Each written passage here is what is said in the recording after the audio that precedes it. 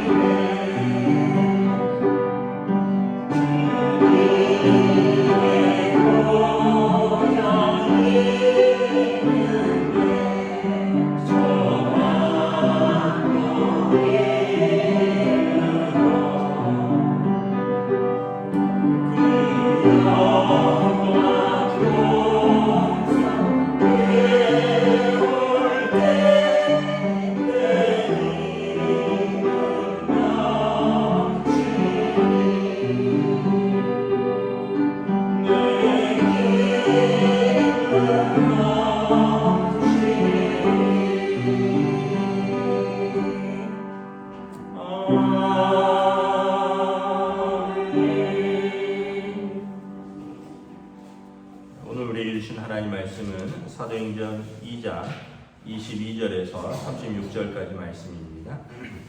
사도행전 2장 22절에서 36절까지 말씀입니다. 다 찾으신 줄 알고 저와 여러분들이 한 절씩 교도하도록 하겠습니다. 이스라엘 사람들아 이 말을 들으라. 너희도 아는 바와 같이 하나님께서 나사렛 예수로 큰 권능과 기사와 표적을 너희 가운데 베푸사 너희 앞에서 그를 증언하셨느니라. 그가 하나님께서 정하신 뜻과 미리 아신 대로 내준 바 되었거늘 너희가 법 없는 자들의 손을 빌려 못 박아 죽였으나 하나님께서 그를 사망의 고통에서 풀어 살리셨으니 이는 그가 사망에 매여 있을 수 없었음이라. 다윗이 그를 가리켜 이르되 내가 항상 내 앞에 계신 주를 배웠으며 나로 요동하지 않게 하기 위하여 그가 내 우편에 계시도다. 그러므로 내 마음이 기뻐하였고 내 혀도 즐거워하였으며 육체도 희망에 거하리니 이는 내 영혼을 흥부해 버리지 아니하시며 주의 거룩한 자로 썩음을 당하지 않게 하실 것이미로다. 주께서 생명의 길을 내게 보이셨으니 주 앞에서 내가 기쁨이 충만하게 하시리로다 하였으므로 형제들아 내가 조상 다윗에 대하여 담대히 말할 수 있노니 다윗이 죽어 장사되어 그 묘가 오늘까지 우리 중에 있도다. 그는 선지자라 하나님이 이미 맹세하사 그 자손 중에서 한 사람을 그 위에 앉게 하리라 하심을 알고 미리 본 거로 그리스도의 부활을 말하되 그가 음부에 버림이 되지 않고 그의 육신이 썩음을 당하지 아니하리라 하시더니 이 예수를 하나님이 살리신지라 우리가 이 일의 증인이로다. 하나님이 오른손으로 예수를 높이시매 그가 약속하신 성령을 아버지께 받아서 너희가 보고 듣는 이것을 부어주셨느니라. 다윗은 하늘에 올라가지 못하였으나 친히 말하여 이르되 주께서 내 주에게 말씀하시기를 내가 내 원수로 내 발등상이 되게 하기까지 너는 내 우편에 앉아있으라 하셨도다 하였으니 그런즉 이스라엘은 온 집은 확실히 알지니 너희가 십자가에 못 박은 이 예수를 하나님이 주와 그리스도가 되게 하셨느니라 하니라. 아멘. 할렐루야. 오늘 또 새날을 주셨습니다. 하나님께서 은혜와 평강 주시기를 빕니다.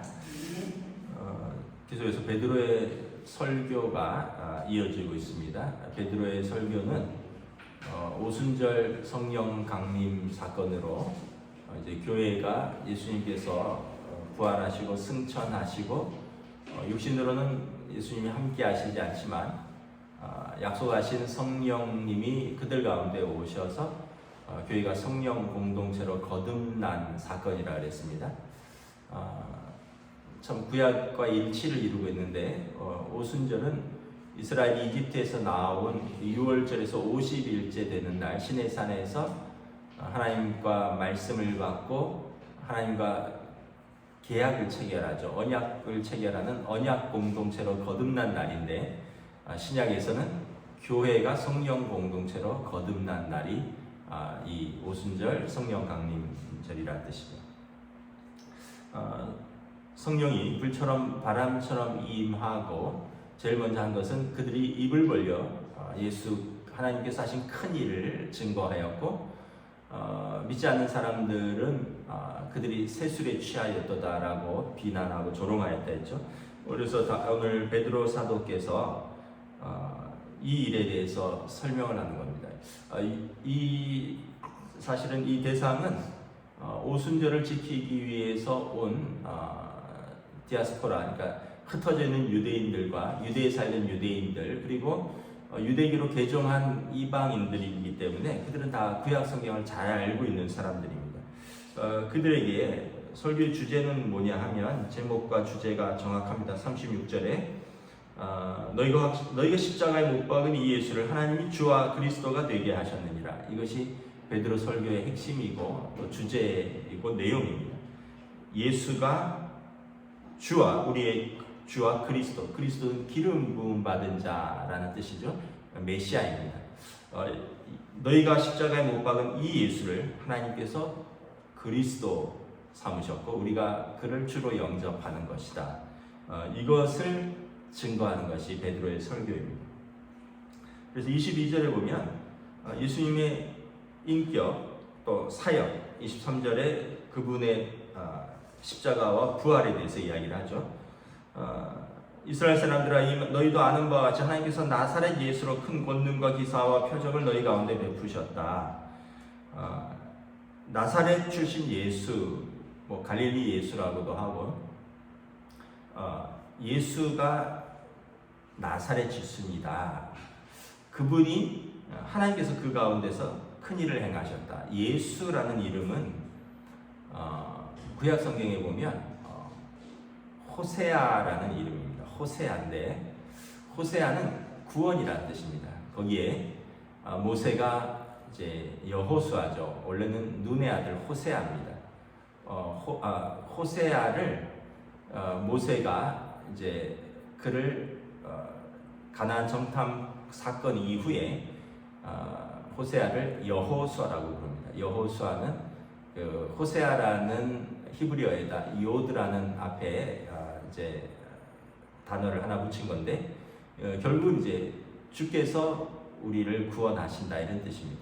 여호수아는 주께서 우리를 구원하신다 이런 뜻인데, 이게 아람어로 이제 좀 줄여서 예슈아라고 불리우고요. 예슈아는 이제 오늘 말하는 예수라는 그런 축약돼서 예수라고 불리우는 겁니다. 그러니까 예수는 너희가 잘 아는 대로 여호수아라는 이름을 가진 나사렛 출신의 그 예수다. 예수란 뜻이 뭡니까? 마태복음에 보면 자기 백성을 죄에서 구원할 자이시니라. 예수라는 이름, 그 이름은 하나님은 우리의 구원이시고, 그 나사렛 예수가 우리를 자기 백성을 죄에서 구원하실 하나님께서 보내신 그 아들이다. 그래서 이 나사렛 예수라는 의미에는 예수님의 인격을 설명하는 것입니다. 그가 하신 큰 권능, 기사, 표적, 여기 보면 영어 성경에 보면 miracles, wonders and signs 이렇게 되는데, miracle 기적이죠. 뭐 죽은 사람을 살렸던 것들, 또 wonders 놀라운 일들이죠. 뭐 오병이어 사건으로 5,000명을 먹인 것들, 그리고 있었던 많은 사인들, 귀신이 쫓겨나가고 안전뱅이가 걷고 눈먼 자가 다시 보게 되고, 구약 성경에 그 메시아가 오실 많은 사인들, 그분이 행하신 그 사역들을 보라.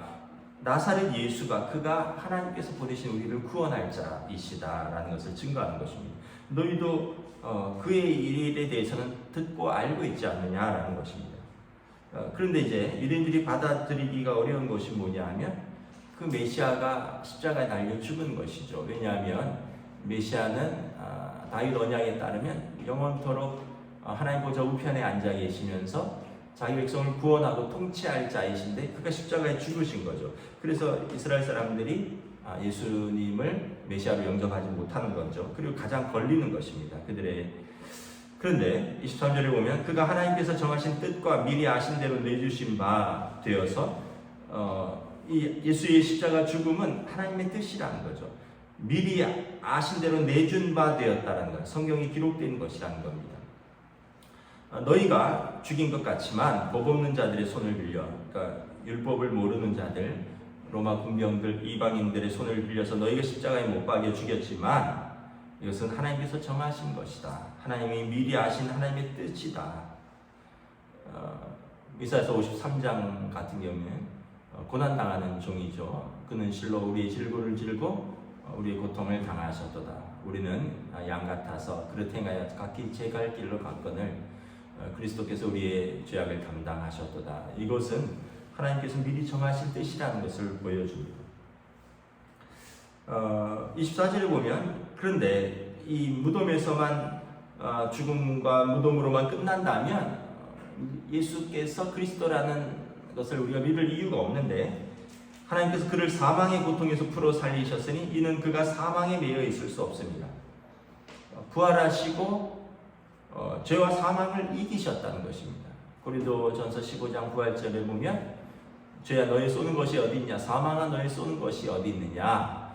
예수님께서 부활하심으로 죄와 사망의 고통에서 하나님께서 당신의 아들을 살리실 뿐만 아니라 우리를 살리셨다라는 것입니다. 그러므로 이 현상들, 그들이 이제 놀라운 하나님의 일을 말하는 그 현상들은 부활하신 예수의 영이 오늘 우리에게 임하셨고 우리가 그와 함께 있다라는 증거라는 것입니다. 고린도전서 15장에 보면 부활의 많은 증인들을 이야기를 하고 있죠. 510수 명이죠. 처음에 여인들이 보았고 또 12제자가 보았고 그리고 일시에 500여 명에게 나타났고 사도 바울이 마지막에 나도 보았다. 이 부활의 많은 증인들 그리고 너희들이 들었던 그 빈 무덤에 대한 사건들은 하나님께서 그를 죽음 가운데 버려두지 않고 살리신 사건이라는 것을 말한다. 베드로가 설교하는 것입니다.